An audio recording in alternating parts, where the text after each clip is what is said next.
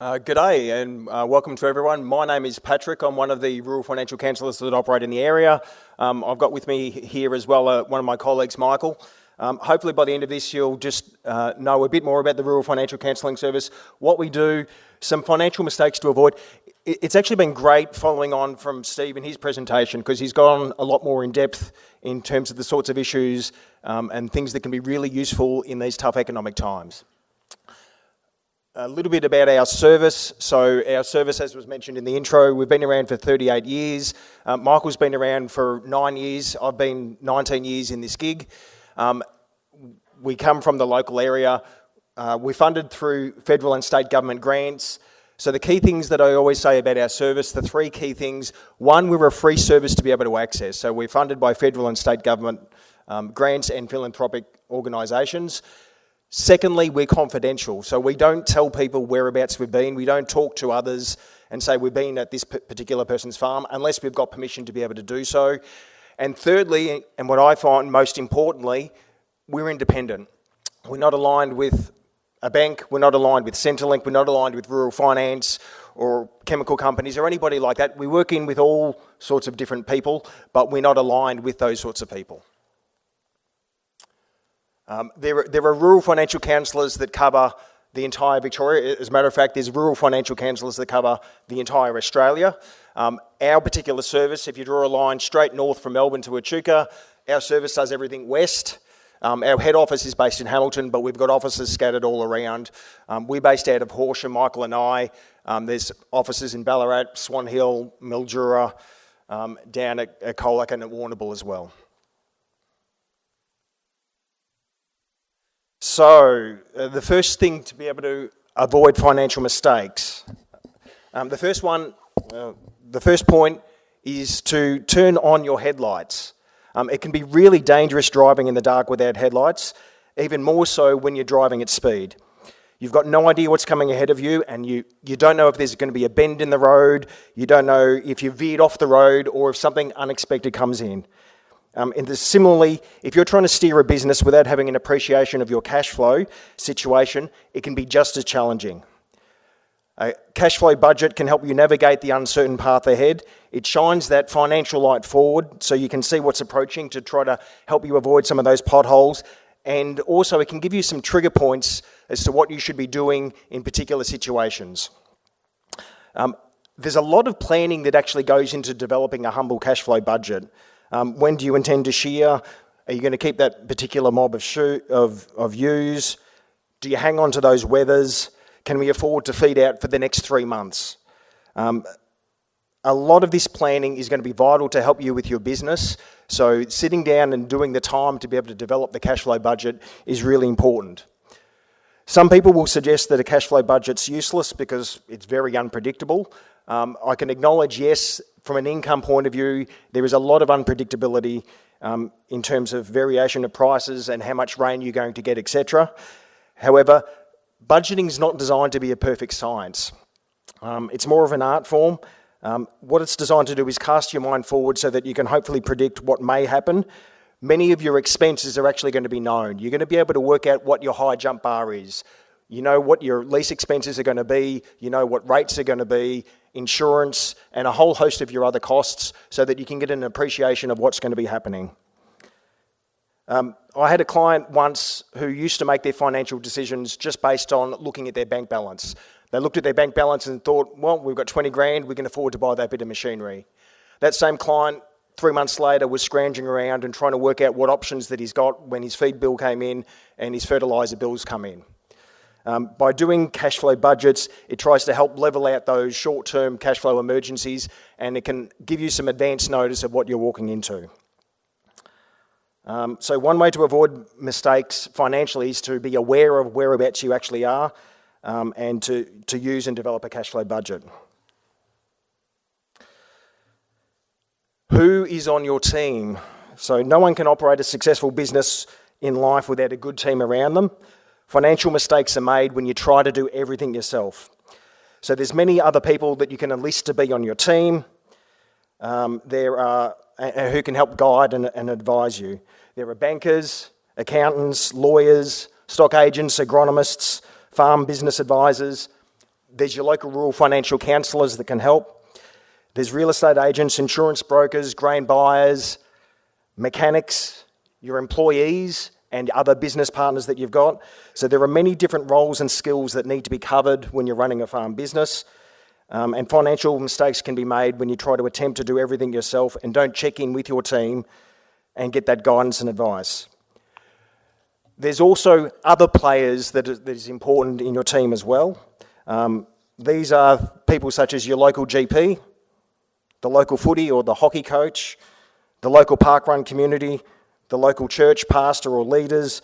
All these other people play an important part to be able to keep you fit and healthy so that you can deal with the issues that come with running a business. Know who is on your team. Ask yourself, are you missing an important role on your team? Is there someone that's currently on your team that needs to be subbed off? Is there someone that needs to be changed in that team? With your team behind you, do you feel confident that you can actually run and face the issues and the challenges that you are facing? Who else do you want beside you or in your phone contact list that you can call in those times of trouble? It's one thing to have a team around you. It's another thing entirely to have a team in which all the cogs are turning in unison and that can actually help you to steer, to drive and to thrive in your business. What's the key ingredients to get all the different cogs to turn in your business? It's communication. Without effective communication between the different team members, they don't get to appreciate where you're at, and you don't get the accurate and timely advice and the options that you'll need. Having a supportive team around you can look impressive, but if there isn't effective communication between yourself and them, then the cogs are useless.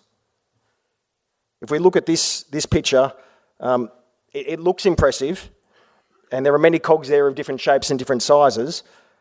But what's noteworthy about this picture is that none of those cogs are actually interlocking. Could be a lot of movement there, but all these cogs, they're turning by themselves, and so they're not interconnected. What you're going to want is a team where the cogs are actually turning in unison. You want them to turn so that you can achieve the plan that you've developed through your cash flow budgeting and through your planning. And communication with this team is going to be vital to ensure that you take advantages of the opportunities and to avoid financial mistakes. A few suggestions for you. In relation to your banker, do they know your cash flow budget? Are they aware where you have the pressure points and the tight points? Is there an ability to consolidate your loans? Do you completely clear your overdraft each year, or is there a portion of your debt that can be removed from that overdraft and be put at a cheaper rate? As Steve had mentioned in his presentation, is there an ability to talk to your banker and see if there's an ability to get a cheaper interest rate? When times are tight, you can get temporary short-term overdraft limits, which might be able to help tide you over if there's particular feed budgets or particular concerns that you've got from a short period of time. Can you actually move to interest only for a period of time?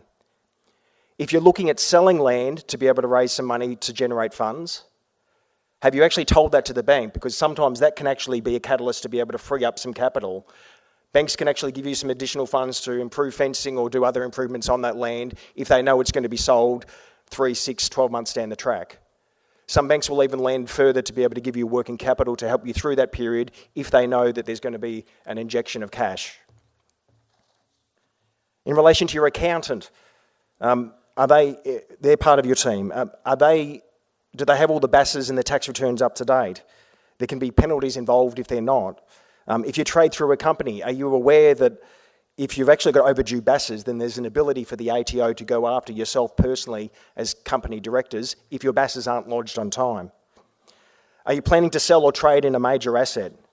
Have you considered what capital gains tax implications may be? With the instant asset write-off in the last few years, it's been great for farmers to be able to decrease their income by buying capital assets. When you do trade-ins or sell those assets in the future, are you aware that there may be capital gains tax on the sale of those equipment and on the trade-in, on the full value of the machinery that's been traded in? If you're selling land, is it subject to CGT? Are there exemptions? Do you need to keep some of the sale proceeds to be able to cover for a potential CGT liability down the track? Can there be improvements to your bookkeeping system? Do you use BankLink or a similar product that's going to be able to help you with your bookkeeping to make it easier for you and easier for the accountant? Are you using the right sort of business structure? Does your trading structure save you in tax? Does it provide asset protection for you? Is it possible that you can get a pension down the track if you actually have the right sort of structure? Questions for your farm consultant, which was excellently covered earlier. Is your stocking rate appropriate? What are your trigger points for offloading stock? Is your lambing at the right time of year? These are all questions for your team members which communication needs to happen. In regards to your rural financial counsellor, are we aware of a tight cash flow situation? If we're aware that farmers are experiencing tight cash flow, it can open up a series of options that may not be available at other times. There is grants and government assistance that can be available. With the conversation that we had earlier from Graham about the situation where things are tight, one thing that I would add to that sort of decision-making to consider is, are you eligible for government assistance? There is an income support payment that's available exclusively for farmers from Centrelink. So if your net assets are below 5.5 million, so that's all your assets less all your liabilities, and if you're a member of a couple, if you think your income for this year is going to be less than about 70 grand, then there may be a fortnightly income support payment of up to $700 each partner per fortnight that may be available. For a single person, that income limit is $35,000 for the year. Also, if you're eligible for that income support payment, there's also access to a $10,000 advice and training grant money. If you've got term loans, a question for the rural financial counsellor would be, is there an availability for you to get a concessional loan through the Regional Investment Corporation? There are concessional loans which are available which can help ease some of that interest sort of burden that you've got. It's also important to be able to be up to date and to communicate with business partners that you've got and to make sure they're aware of what's going on in your business. I was once assisting a farmer who was a husband in a husband and wife partnership, and the business was experiencing financial difficulty. I was working with the husband to be able to develop a cash flow budget and to see what things looked like. When we developed the cash flow budget, it indicated that the farm was going to be about $200,000 short between now and harvest. The husband looked quite concerned and said, well, what do we do now? We'd been working on the dining room table and the wife had been flicking in and out of the conversation throughout the afternoon. She'd been folding laundry at one point and would wander in, and then she'd wander back out and do something different, but she wasn't really taking careful note of the conversation. And so I sort of said to the husband, do we want to call your wife over and actually sit her down and let her know what the current situation is? And he sort of looked really concerned, thinking, oh, geez, is this really going to be a good idea? He said, okay, let's do that. So we actually sat down and just explained to the wife exactly the picture that we'd painted. And at the end, she just looked at it and said, yeah, I knew we were in trouble. It's something what I expected. What can we do about it now? And there was a huge amount of relief from the husband point of view, thinking, great, now we're at least on the same page, we know what's happening, and we can actually deal with this together. I'm aware that conversation could have also flipped and been, what on earth have you done? And the finances are out of kilter. But in that situation, having the communication internally helped a lot to be able to move the farm finances forward. So the key message is to communicate with your team, to make sure that you have a plan and to make sure that your team is involved in that plan so that you can get access to timely advice and timely options. This is just a really short video that I've got which actually explains from what a rural financial counsellor does. Just a quick show of hands. Have people in the room heard of the Rural Financial Counselling Service before? Okay, so there's a good awareness there anyway. I'll play this one. The RFCS have been supporting Australian farmers for over 30 years. We're a trusted service and a free service. Well, if we hadn't have made that call to the RFC, I don't think we'd be here. Helped me get through the stressful times. Because we didn't have anywhere to turn. We were faced with not being able to sell our fruit. It basically wrote the whole season off. Everything is hard about being a dairy farmer. There's every day and every night, that's what you're thinking, you know, when's it going to rain, where are we going to get the money from? There's no escape. In Victoria, we have diverse agricultural regions. When you call the RFCS, you'll get a counsellor who lives and works locally and is a specialist in local conditions. We can help farmers with lender and creditor negotiation, identifying income support options, referral to professionals, including wellbeing, cash flow, business development, grants, industry programs and farm debt mediation. Things were tough, we were in the middle of a drought and prices were low, and we reached out because we needed a hand. I just felt we were really struggling with the farm. Our wool price being our main income was probably down about half. Yeah, we were hesitant in calling the service due to embarrassment because of the financial position we were in at the time. We were struggling financially. I was concerned contacting the service Pride, but the counsellor was fantastic. She was extremely supportive. She was a farmer herself. I think we needed more than an accountant, and we needed a whole suite of ideas. They helped us with cash flow, they helped us with budgeting, and they handled all of our creditors. Learning how to budget. I think the hardest thing in farming is that you don't know what your income's going to be year after year. Having it all on paper and a forward plan so we all know where we're going and we're trying to tick projects off as we go, that's been a lot better than just trying to wing it in your mind.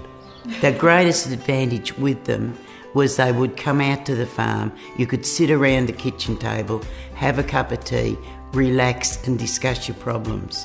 And with the expertise and the care that the counsellors showed us, we had 100% trust in them. The Rural Financial Counsellor lives in our community and is within reach. He gets to see the climatic impact of whether you have drought, and he just knows the situation locally. It's taken a lot of stress levels off us.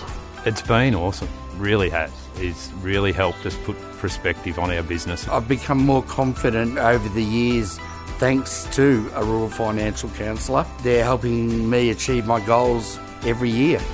Call the RFCS today.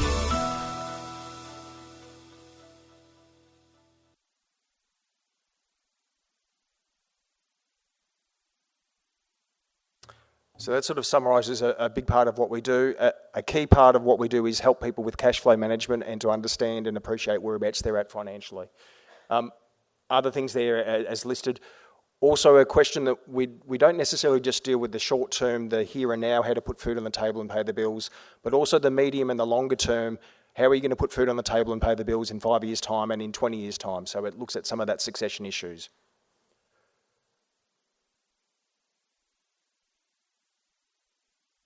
One other development that we've had to the Rural Financial Counselling Service in the last couple of years is the addition of wellbeing officers. I'm aware that once you start stirring that financial stick, there can be a whole host of other issues that bubble to the surface, health issues, relationship issues, and we've got a free, confidential, independent wellbeing officers who can also help and work in with us to help you work out which direction you're heading in. We've got some postcards that are available. There's a copy of this one that's in the booklet, the conference booklet, but we've got also some postcards out there. Feel free to grab one if you think it's going to be relevant for you or for a neighbour or for a friend. That's all. Thank you.